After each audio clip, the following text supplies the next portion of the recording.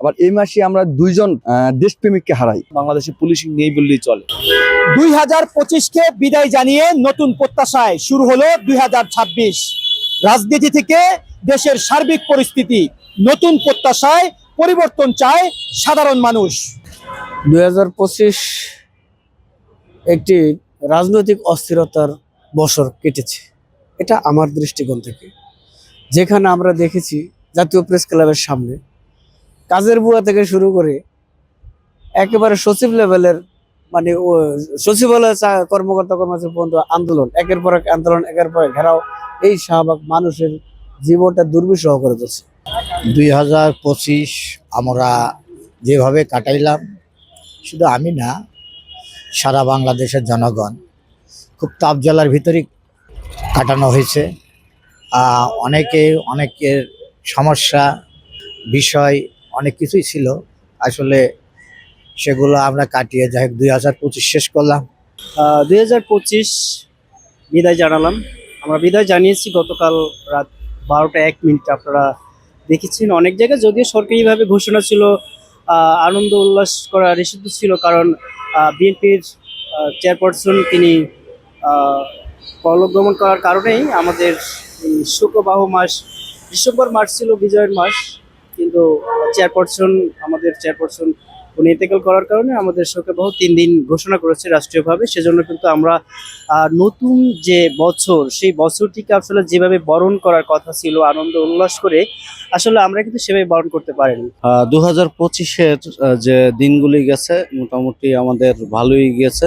আপনার বাংলাদেশের সাধারণ মানুষের প্রিয় নেত্রী, বাংলাদেশের গণতন্ত্রের প্রতীক, বাংলাদেশের আপনার যে স্বৈরাচার পতনের যে আন্দোলনের ভূমিকা রেখেছে দেশনেত্রী বেগম খালেদা জিয়া, তিনি যে কত বড় আমাদের বাংলাদেশের জন্য ছায়া ছিলেন, সে তেমন একজন নেত্রী আমাদের মা দেশনেত্রী বেগম খালেদা জিয়া মারা গেছেন। 2025টা আমাদের একটা শোকের মাস, আবার একটা বিজয়ের মাস। আমরা এই মাসেই কিন্তু বিজয় অর্জন করি, আবার এই মাসে আমরা দুইজন দেশপ্রেমিককে হারাই। আসলে তারা শুধু দেশপ্রেমিক ছিল না, তারা আমাদের বাংলাদেশের সূর্য সন্তান ছিল। আমি বেগম জিয়ার কথা বলতেছি।